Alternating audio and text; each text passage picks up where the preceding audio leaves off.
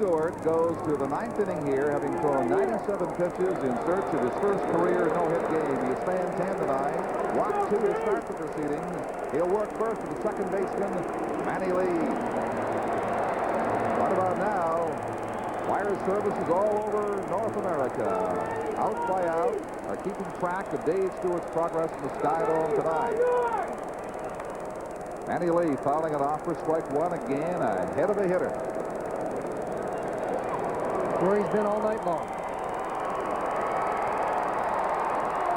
He got behind George Bell, but battled back to get him. And a fly ball to right. 1-1.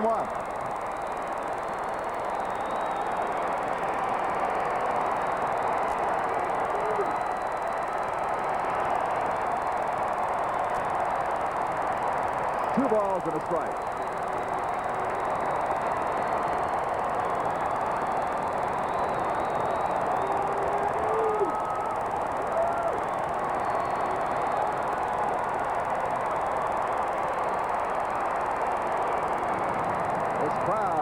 Really into it here in the 9th inning. Well, 4 of them in Oakland history by the blue. A blue with a combination of pitchers, capped off by Raleigh Fingers. Jim Hunter, Mike Warren got them. Up goes Lee, and around he goes, and Stewart's 2 outs away. Lee really went after a bad pitcher way out of the strike zone. He almost he is up in the balls of his feet to try to hit that one. He's up in his eyeballs. Here's Mookie Wilson now. That's the 11th strikeout for Stewart, 3 shy of a career game best. He's certainly his best of the season. Strike 1 to Mookie.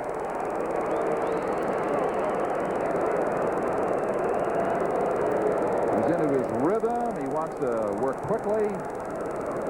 Wants to get it over with if he can.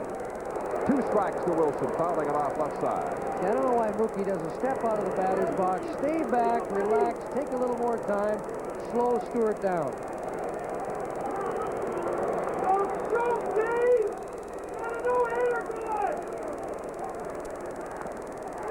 One out to go.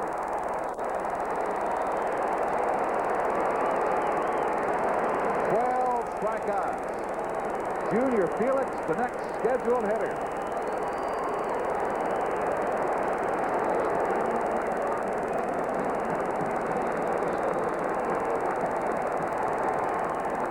And suddenly Stewart is right where the Blue Jays' Dave Steve has been so many times in his career.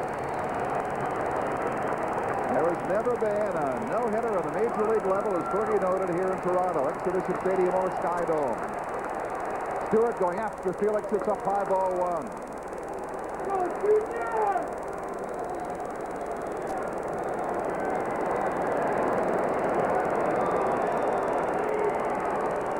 2-0.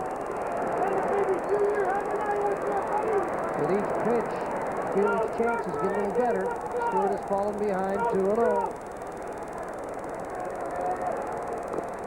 3-0. I'm surprised Felix has been this patient in this situation.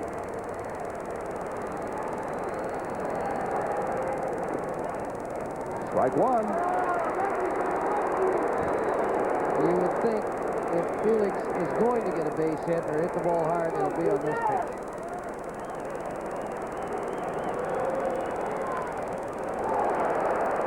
Full count, 3-2.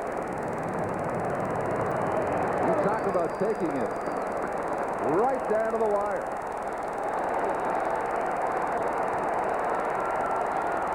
Dave Stewart, crowd on its feet. We'll have to wait at least one more pitch. He's retired 25 in a row since the game-opening walks to Felix and Fernandez. Felix erased at second base in a throw by Steinbeck.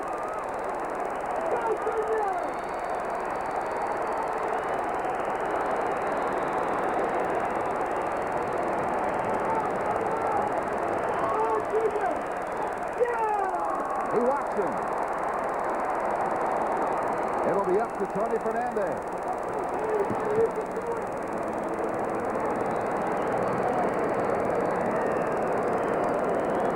You know, as you look at this pitch, it's low and inside. He didn't want Felix to get away from him, because if you look back in the fourth inning, Tony Fernandez might have come the closest to a base hit. Remember, he slapped the ball in between McGuire and Gallego. McGuire dove for it, made the play. That'll be out of play. And that was as close as the Blue Jays came tonight to a base hit. Although Bell took him deep, McGriff took him right to the base of the wall in center field.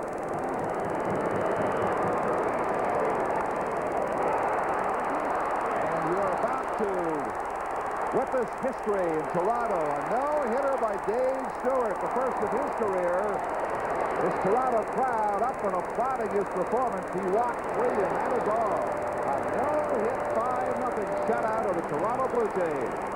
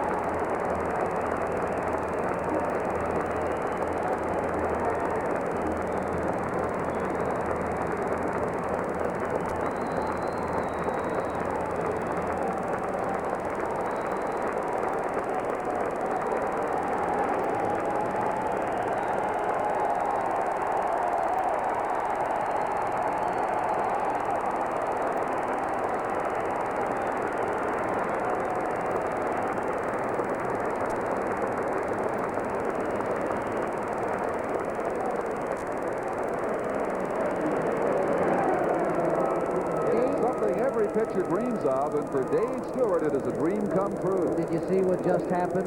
Dave Henderson just handed Dave Stewart the ball for the final out of the ball game, the fly ball that Fernandez hit to center field. So that will go in Dave Stewart's trophy cabinet. The only thing I'm upset about is that I'm not down there to grab him for an interview. But this is the final out of the ball game.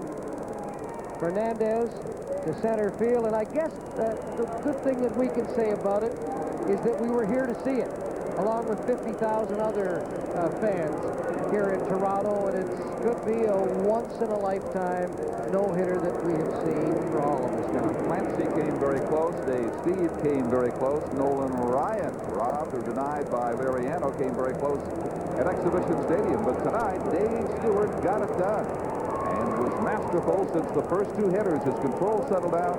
He owned the Blue Jays from that point on. Only a ninth-inning walk to Felix deterred him from the first inning on. The hardest hit ball of the night was hit by McGriff right to the wall in center field. As you look at the last pitch from our up-top camera, there it is, a fly ball. And you'll watch the dugout on the left. Look at it, just emptying out. Henderson made the catch, and that's it. From the crack of the bat, you know it was a playable ball. Don, I thought the toughest out tonight might have been the at-bat that John Olerud had in the 8th inning. He struck Olerud out, but John fouled off 6 or 7 pitches at least. And then he threw him a fork ball and he went after a pitch out of the strike zone to strike him out. Only Bell and Olerud really gave him any kind of a battle at all. I mean, he was ahead of hitters. He dominated them. He got them out fairly easily. But those two took him to the limits and beyond, but he still was able to master them. He has gone along with a one-hit, low-hit game as his best in his career since August the 4th of '88. But now, 2 years later, less a month or two, he has achieved the ultimate. As he accepts the congratulations there of Ricky Henderson.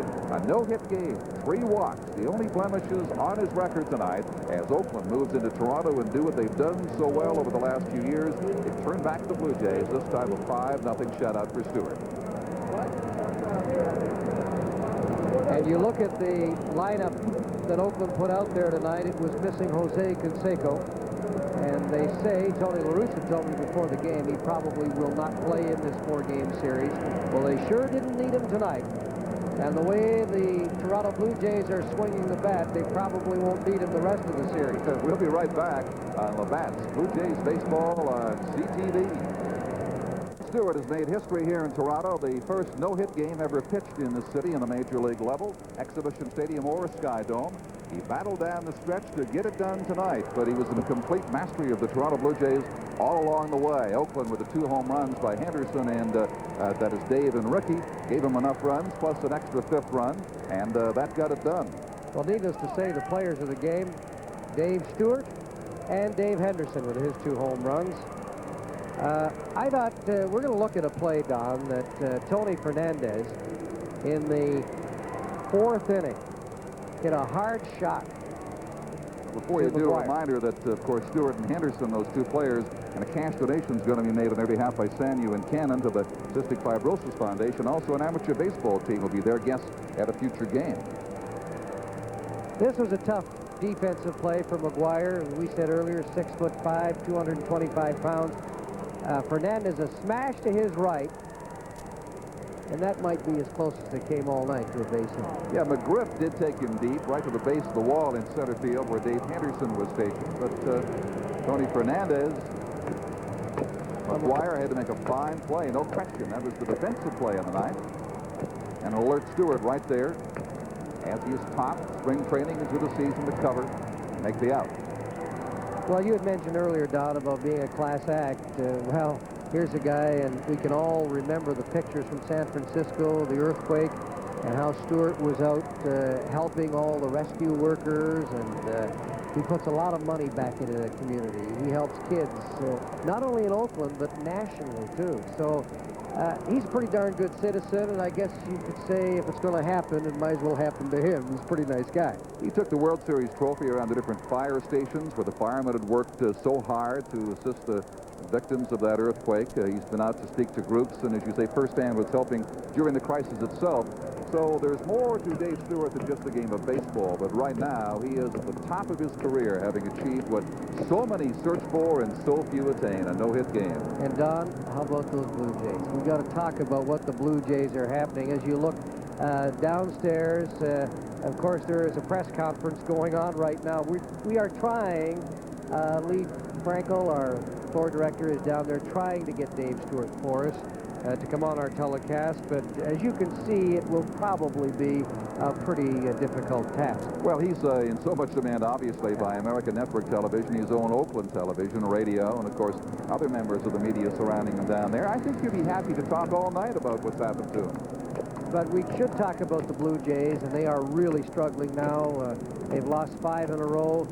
With Boston, looks like they've won tonight, or they're close to it. They're now 4.5 games up on the Blue Jays. It's not getting any better.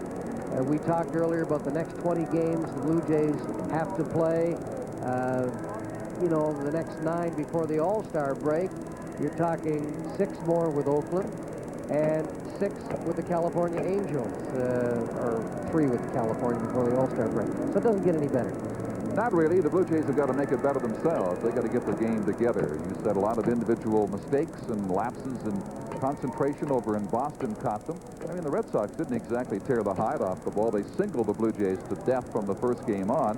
The Blue Jays simply didn't get enough offense to respond. They almost got to Roger Clemens last night, and Fred McGriff certainly did his best, but they lose that one 4-3. They come back against a very tough team here and not only lose, but get shut out in a no-hit game right here in the Sky Dome. Why this team can't win in the Sky Dome is absolutely beyond me. Well, it's just a phase they're going through, and I think if it's the way the Blue Jays are losing is what is hurting. Fundamentally, if they were playing well and it was their close games, they're getting decent pitching, then you don't mind the loss. But when they're not playing fundamentally well, as you look at the last pitch of the ball game thrown by Dave Stewart to record his no-hitter, then you're in trouble when you're not doing the things that you should be doing, the fundamentals of the game. Those are things you learn in spring training, and when you get to the major leagues, you're supposed to know all those things. And the Blue Jays, in the 4 games in Boston, boy, they were not playing well at all. Well, they've got to get things turned around here. Let's not forget Oakland is in a life-and-death struggle with the Chicago White Sox in the American League West. White Sox at last report winning 1-0 tonight, so they'll need that just to keep pace. But the Blue Jays, if there's rain delay, as we told you, over in Boston, that should be a final score. Here's Stewart coming free now. Perhaps we will get him. It'll be a 4.5 game spread. In a matter of a few days, the Jays have tumbled from half up to 4.5 games back. Still, request being made of Dave Stewart down there. I'm not sure if we're going to get him right away or not. The first question I want to ask him, if we do get him, is what was his toughest out of the ball game? There's our floor director, Lee Frankel, but I don't know if have we got him? Dave, can you hear us down there? Dave Stewart, can you hear us? Yes, I can. Dave, it's Fergie Oliver and Don Chevrier. The question I want to ask you, what was the toughest out in the ball game for you, feel? Each and every last one of them. These guys, they don't go down easy. You have to work with each hitter, and you have to set them up properly to get them out. There are no easy outs in that lineup. Each out was a tough out tonight.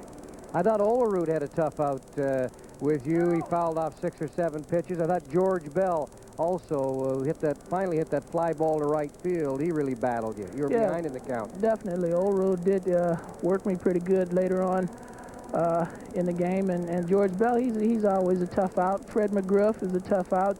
Kelly Gruber and Tony Fernandez. Like I said, the more you think about the guys that are coming up to the plate for this team, each out is a tough out. You just hope that you make the right pitches and they make out for you. Dave, we saw you turn in a real hurry on the fly ball by McGriff, and we saw your lips move. I guess you're saying to Henderson, keep it in the ballpark. I was thinking after I let the pitch go, that's going to be a pitch that they're going to get a hit on, and he drove the ball pretty well.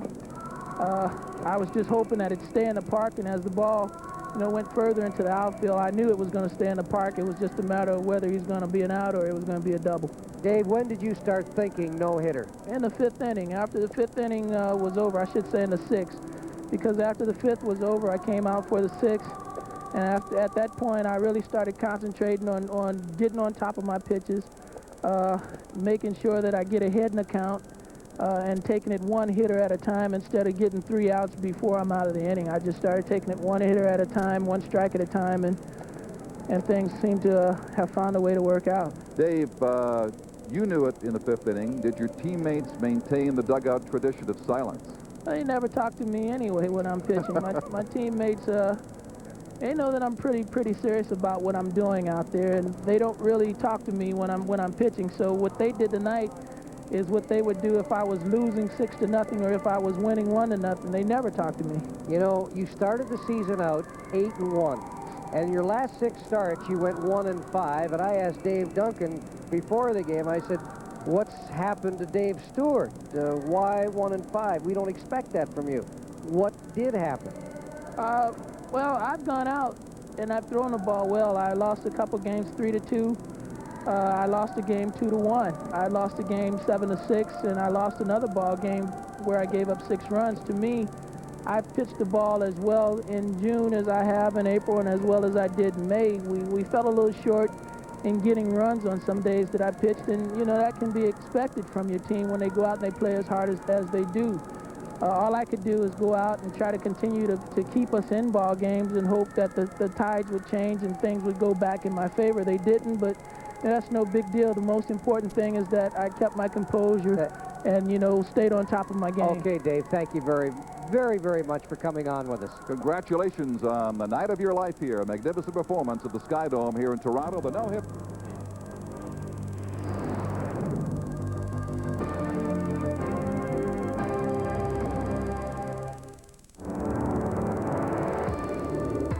Tonight, the Montreal Canadiens and Chicago Blackhawks complete a blockbuster trade. The Blue Jays return home, but run into a red-hot pitcher. And more fallout from the Dublin inquiry into drug use in sport.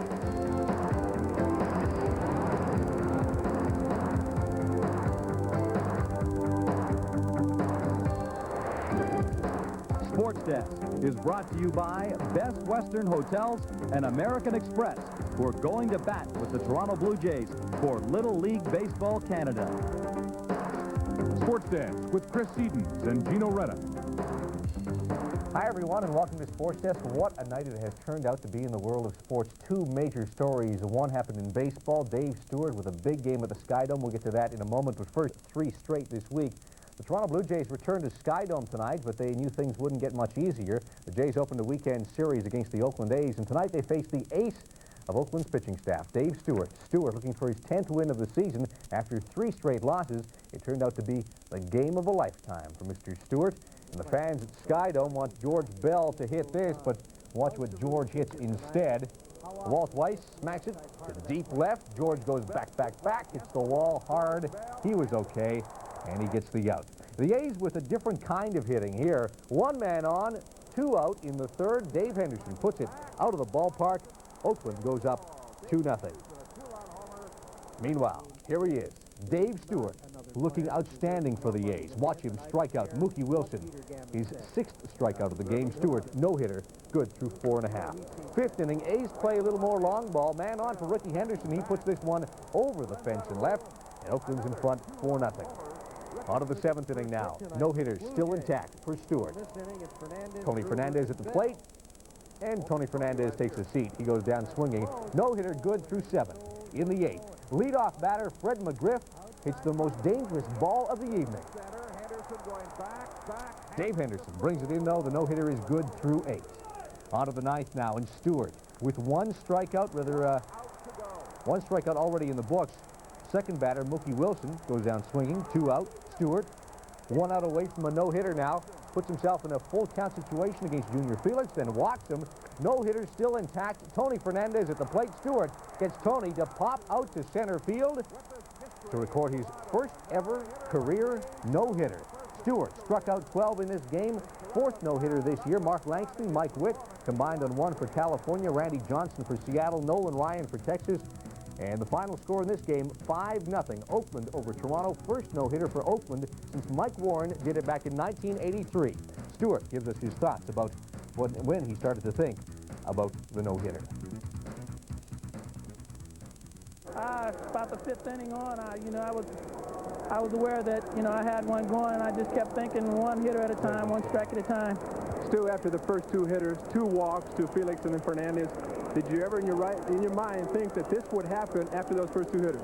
Well, I just figured, experience in having a slow start in the first innings, that if I just simmered down, I'd be all right. I never thought about throwing a no-hitter. I've had people mention it to me for a number of times, and I've always said, heck, I'll probably be the last to throw